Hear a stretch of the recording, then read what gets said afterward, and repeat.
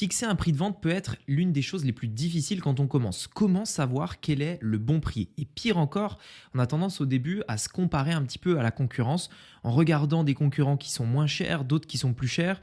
Et on se dit, mais nous, où est-ce qu'on se situe? Si lui, il est moins cher, pourquoi les gens achèteraient chez moi? Bref, fixer un prix de vente peut être parfois un casse-tête. C'est pourquoi aujourd'hui, j'aimerais vous montrer comment fixer un prix de vente juste, premièrement, que ce soit pour votre client, mais également pour vous, afin que vous gagnez bien votre vie et que vous ne fixiez pas un prix juste pour être le moins cher de votre marché et au final gagner des cacahuètes. Juste très rapidement, si peut-être vous ne me connaissez pas qui je suis pour vous dire comment fixer un bon prix de vente, ça fait maintenant quelques années que je suis sur Internet. J'ai généré des millions avec mes différentes entreprises aujourd'hui sur Internet et j'ai également écrit un livre, Digital Self-Made, dans lequel j'explique mes stratégies pour créer un business en ligne à largement plus d'1 million d'euros. Et la première partie de mon livre, qui représente environ un tiers du livre, est uniquement basée sur l'offre, c'est-à-dire créer une bonne offre, fixer le bon prix à cette offre afin de pouvoir la vendre. Et donc aujourd'hui, j'aimerais vous expliquer les stratégies que j'ai mis en place dans mes différents business au cours des dernières années pour générer des millions avec mes différentes offres, notamment aujourd'hui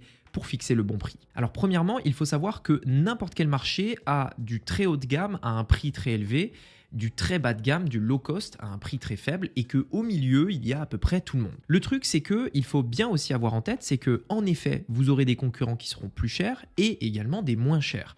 Vous ne voulez jamais être en concurrence avec ceux qui sont le moins chers. Et d'ailleurs, il y a une phrase, alors je n'ai plus son nom en tête, vous m'excuserez, mais d'un Américain qui disait que si vous ne pouvez pas être le moins cher de votre marché, parce que vous n'avez plus de marge et parce que vous vivez plus, tout simplement, et bien dans ce cas-là, essayez simplement d'être le plus cher de votre marché.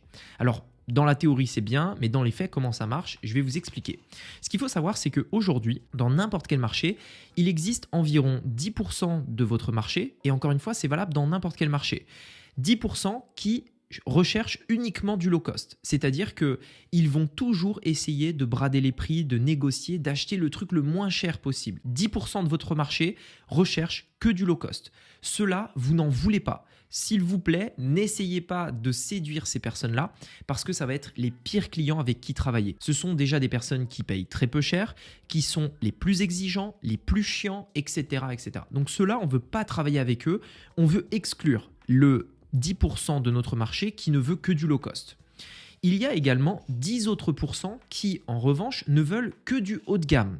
Ils veulent que des choses bien, payer un bon prix et sont prêts à payer cher pour obtenir quelque chose qui est de base mieux que tout ce qu'il existe sur le marché de manière générale. Si je prends l'exemple des montres, par exemple, on va avoir des personnes qui vont acheter des montres à maximum 10 euros. Pour eux, une montre, ça n'a pas besoin de mettre des fortunes, donc ils vont acheter les montres les moins chères.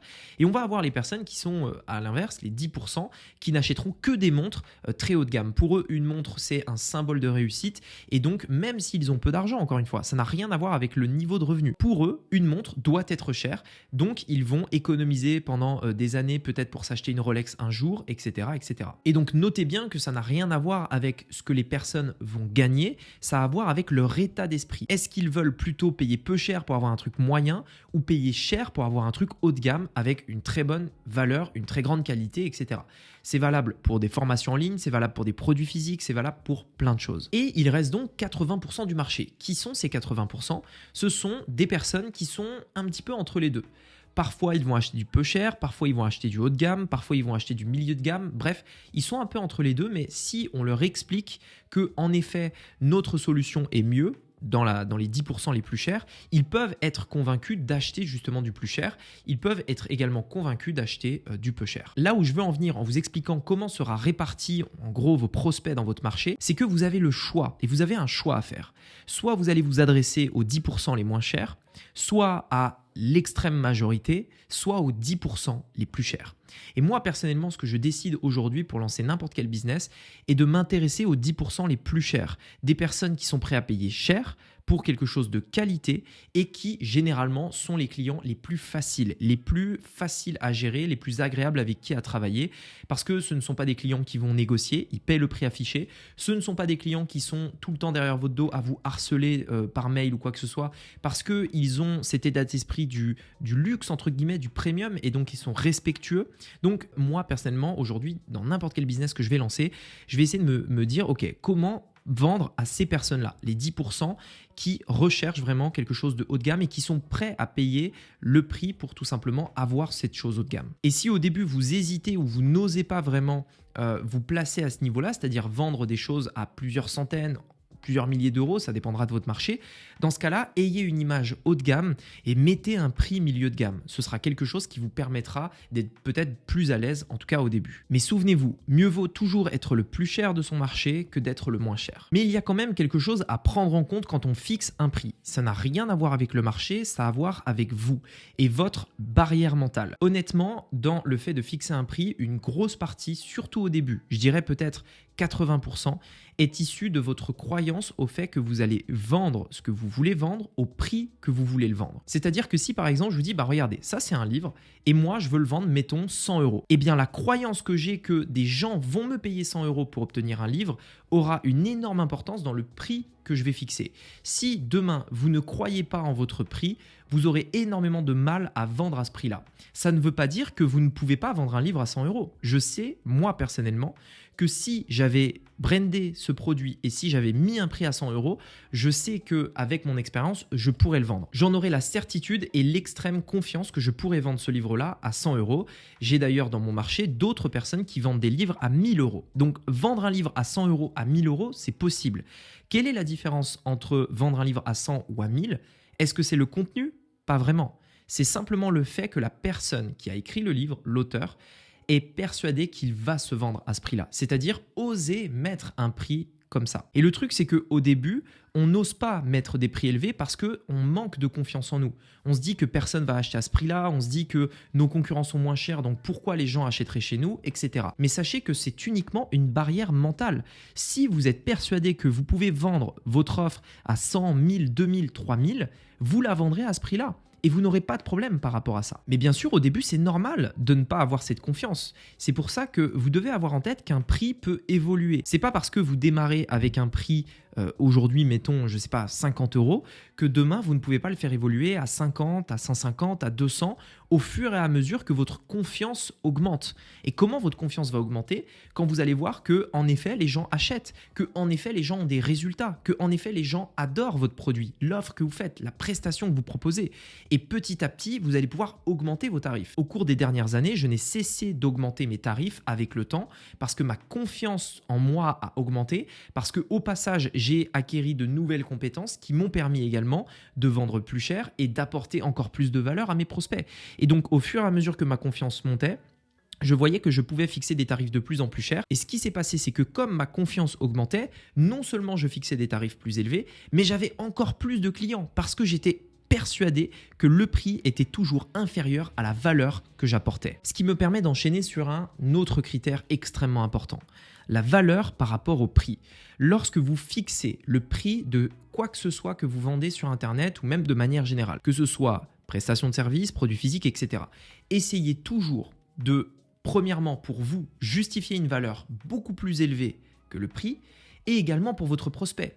Pour que quand il veut justifier ce prix-là, pour savoir si ça vaut ce que ça coûte, eh bien, il puisse le comparer avec quelque chose que vous donnez, un élément de comparaison. Je m'explique. Aujourd'hui, quand vous vendez par exemple ici un livre, mettons 20 euros, c'est le coût de mon livre 19,90. Je peux dire, voilà, ce livre, il coûte 20 euros. Ok, mais comment votre prospect va pouvoir se dire, est-ce que c'est un bon prix ou un mauvais prix ? Est-ce que ça vaut 20 euros ou est-ce que c'est cher par rapport à d'autres, etc., etc. Comment en fait on va pouvoir justifier ce prix-là ? Votre prospect, le réflexe qu'il aura, c'est soit d'aller comparer à la concurrence, chez la concurrence, si vous ne justifiez pas cette valeur, soit de regarder votre justification, c'est-à-dire que vous justifiez vous-même la valeur. Dans le cadre de mon livre, pas besoin de le justifier. Je suis pile au prix du marché. Il existe beaucoup de livres aujourd'hui dans le domaine du business qui sont autour de 20 euros. Donc, la personne qui achète des livres a l'habitude, un prix dans ce domaine-là, c'est 20 euros. En revanche, si j'avais vendu autre chose pour justifier mon prix, je dois expliquer que la valeur à laquelle ils accèdent est supérieure au prix. Parce que si, par exemple, je vous montre que vous pouvez acheter une Lamborghini qui vaut 500 000 euros, mais que je vous la vends 100 000, si je montre que la valeur de la Lamborghini est de 500 et que je vous la vends 100, dans ce cas-là, c'est une affaire. J'achète la Lamborghini. Mais si je vous montre qu'elle vaut 200 et que je vous la vends 300, bah là, c'est plus une affaire. Ou alors, si je vous montre qu'elle vaut 200 et que je vous la vends 200, bah là encore, c'est pas assez intéressant pour que j'ai envie de passer à l'action. Donc, l'idée est de montrer à vos prospects que ce que vous leur vendez, ça vaut 100 pour le vendre 10. Tout simplement pour qu'ils puissent avoir un ordre de comparaison en se disant « Ah bah oui, le prix qui est demandé est réellement intéressant ». Comment on fait ça? On va simplement décomposer notre offre. On va dire, bah voilà, dans notre offre, au lieu de dire mon offre c'est tel élément ou tel élément, on va décomposer notre offre et valoriser chacun des éléments. Par exemple, vous accédez à ce livre d'une valeur de 20 euros, mais ce n'est pas tout. Vous accédez également à un bonus vidéo dans lequel je vais vous montrer tel élément, valeur 20 euros. Mais vous accéderez également à un deuxième bonus de telle valeur, etc. etc. D'ailleurs, c'est le cas. Dans ce livre, il y a au total 6 bonus que vous avez dans le livre via des liens qui ne sont accessibles que dans le livre. Si je voudrais justifier la valeur de mon livre de 20 euros, je pourrais dire, bah regardez, vous avez le livre qui vaut 20 euros, mais vous avez aussi tel bonus, puis tel bonus, puis tel bonus, puis tel bonus. L'ensemble de tout ça, tout ce à quoi vous allez accéder, ça vaut 150 euros. Mais aujourd'hui, tout ce que vous aurez à payer, c'est le prix du livre, 20 euros. Et donc, je montre que ma valeur est supérieure au prix. Là, ça devient intéressant. Donc, extrêmement important, quand vous vendez quoi que ce soit, valorisez chacun des éléments de vos offres. Si vous n'avez pas plusieurs éléments, rajoutez-en, que ce soit des bonus, que ce soit des nouveaux éléments, valorisez-les et montrez que le prix que vous demandez est largement inférieur à la valeur que vous proposez. Enfin, je voudrais finir en vous disant que le bon prix pour ce que vous vendez, vos services, vos produits, etc., est simplement le prix du marché, c'est-à-dire le prix auquel les gens sont prêts à l'acheter. Encore une fois, par rapport à une valeur élevée. Et donc, à un moment donné, un prix, c'est comme tout, ça se teste. N'hésitez pas à faire des tests. Faites des tests sur, bien entendu, au début, votre niveau de confiance, le prix que vous êtes prêt à mettre, mais au fur et à mesure que votre confiance va augmenter, testez, essayez d'augmenter vos prix régulièrement et faites des tests. Et à un moment donné, vous verrez si vos prospects continuent d'acheter au prix que vous le demandez, même en fixant des prix élevés. Mais souvenez-vous toujours d'une chose, ayez toujours l'objectif de vous rapprocher de ces segments de marché où on est avec les 10% qui recherchent déjà les choses les plus chères avec la meilleure qualité, le haut de gamme de manière générale. Voilà, en tout cas, j'espère que cette vidéo vous a plu. J'espère que ça vous aura donné des pistes pour fixer le bon prix sur vos offres. Si vous souhaitez aller plus loin, il y a toute une partie dans le livre où je parle du fait de fixer les bons prix et on va beaucoup plus loin puisque on parle de l'offre en détail, comment créer une offre irrésistible. Bien sûr, le prix est un élément essentiel, mais il n'y a pas que ça, il y a également plein d'autres éléments. Vous verrez également comment vendre cette offre, comment attirer du trafic vers cette offre. Bref, c'est mon plan, ma stratégie pour vous mener au million sur Internet avec votre business en ligne. Si ce livre vous intéresse, il est disponible sous 2 formats, le format papier que j'ai actuellement dans les mains, ou alors le format numérique sous forme d'e-book accessible sur téléphone, tablette et liseuse. Si vous souhaitez y accéder dès maintenant, c'est très simple. Vous avez juste à cliquer sur le premier lien qui se trouve dans la description. Vous allez être redirigé sur Amazon sur lequel vous pourrez commander votre livre livré très rapidement. Vous pouvez également cliquer sur l'image qui apparaît juste ici à votre écran pour pouvoir le commander dès maintenant. Sur ce, j'espère que cette vidéo vous a plu. J'ai hâte d'avoir votre retour par rapport au livre et je vous dis à très bientôt. Ciao.